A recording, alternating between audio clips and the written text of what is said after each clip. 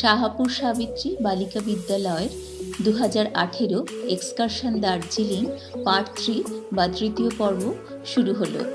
আগের দুটি পর্বে শিয়ালদা স্টেশন থেকে শুরু করে দার্জিলিং ভ্রমণের কিছু কিছু ভিডিও দেখিয়েছি। এই পর্বে প্রথমে দার্জিলিং সম্পর্কে কিছু বলবো, তারপর আবার তৃতীয় দিন বা শেষ দিনের কিছু ভিডিও দেখাবো।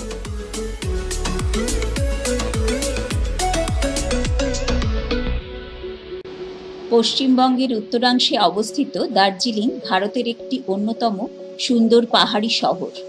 এখানকার মনোমুগ্ধকর সৌন্দর্য সবাইকে আকৃষ্ট করে। দার্জিলিংকে দ্য কুইন অফ হিলস বলা হয়। এখানকার উচ্চতা 6700 ফিট। পৃথিবীর তৃতীয় উচ্চতম শৃঙ্গ কাঞ্চনজঙ্ঘা এখান থেকে দেখতে পাওয়া যায়। দার্জিলিং চা স্বাদে গন্ধে পৃথিবী বিখ্যাত। কমলালেবুও যথেষ্ট পরিমাণে উৎপন্ন হয়। হিমালয়ান রেলওয়ে বা Darjeeling toy train UNESCO world heritage সাইটের অন্তর্ভুক্ত। এখানকার স্থানীয় ভাষা নেপালি।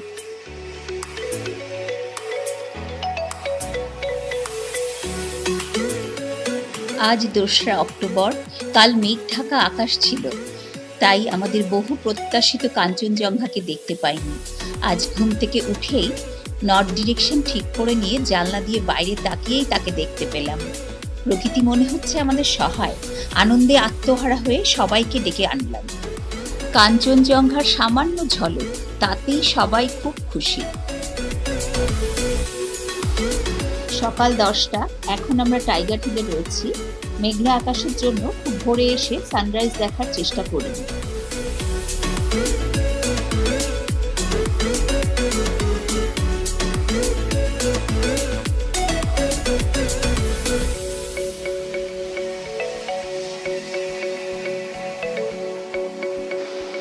এখন সবাই উদ্গ্রীব হয়ে পিক দেখার চেষ্টা করছি, যদি একটুও দেখা যায়।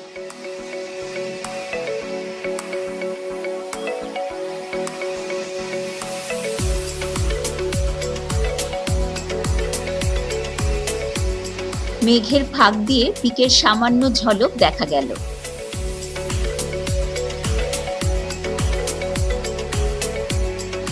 বহু প্রতীক্ষিত মুহূর্তটিকে সবাই ক্যামেরা বন্দি করতে ব্যস্ত হয়ে পড়ল। 2013 সালে আমি এখানে এসে রেঞ্জটা অনেকখানি দেখতে পেয়েছিলাম খুব ভালোভাবে।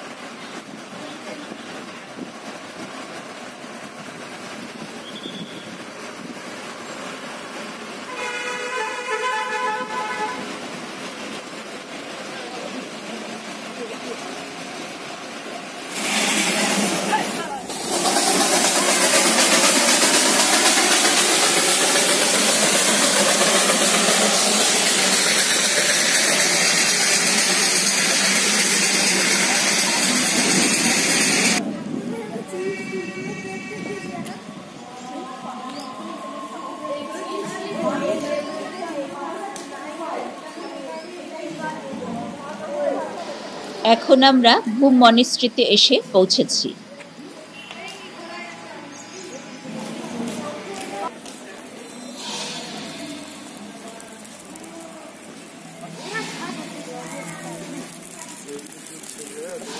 এখানে দেখতে পাচ্ছি দুজন লামা আগুনে ঘি ও পাইন গাছের ডাল পুড়িয়ে কিছু ধর্মীয় আচার পালন করছে।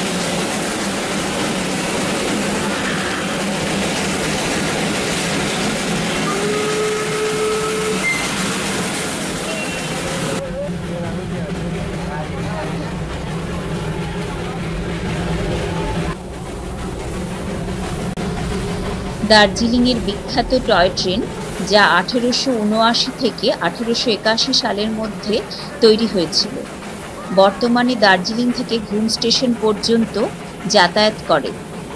ঘুম হল ভারতের উচ্চতম রেলওয়ে স্টেশন।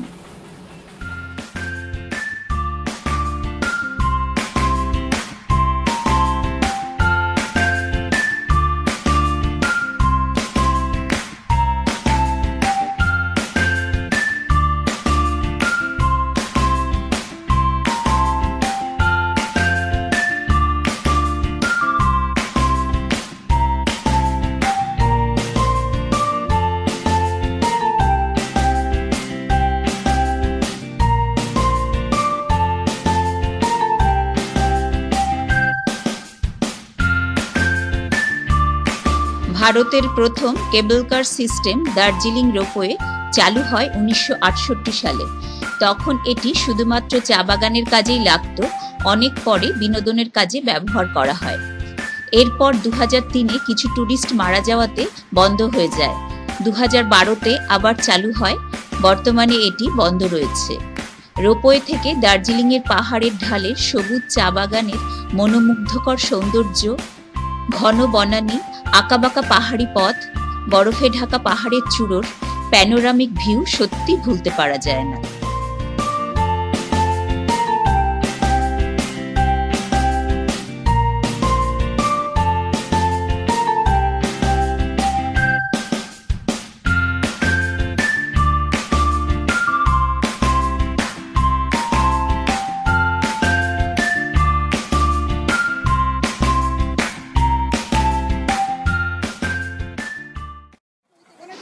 এখন বেলা 11টা। আমরা বাতাসিয়া লুপে এসে পৌঁছেছি। চারিদিক খোলা, পুরো 360 ডিগ্রি উন্মুক্ত। দেখা যায় দার্জিলিং পাহাড়ের ঢেউ খেলানো রূপ, শহরের বিস্তার, পূর্ব হিমালয়ের মনোমুগ্ধকর রূপ, বরফে ঢাকা পাহাড়, রাজার মতো মাথা উঁচু করে রয়েছে কাঞ্চনজঙ্ঘা।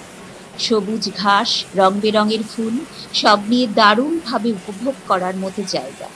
পাশ দিয়ে লুপের মতো প্যাটার্নে টয় ট্রেনের ট্র্যাক। বাতাসিয়া মানে উন্মুক্ত জায়গা, যেখানে বাতাস অবাধে বিচরণ করে বেড়ায়। পাহাড়ের মাথায় অনেকটা সমতল একটা স্থান এবং সাজানো বাগান, সেই বাগানকে ঘিরে রেল লাইন পাতা।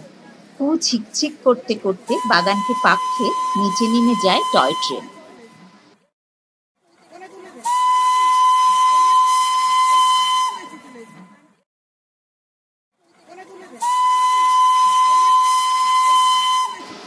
আমরা দার্জিলিং এক্সকারশনের অন্তিম পর্যায়ে পৌঁছে গেছি, অর্থাৎ আজই বেড়ানোর শেষ দিন। আমরা বেলা 2টোর মধ্যেই সমতলের দিকে নামতে শুরু করব।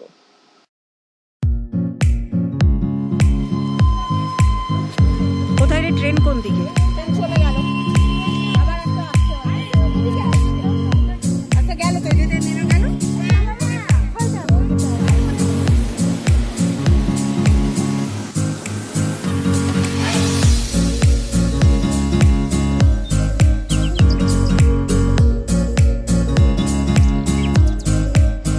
এখন বেলা 2টো। কুইন অফ হিলসকে বিদায় জানিয়ে সমতলে নামছি। এই স্বল্প 3 দিনের পাহাড় ভ্রমণের অত্যন্ত ভালো লাগার মুহূর্তগুলিকে স্মৃতি হিসেবে সাথে নিয়ে যাচ্ছি।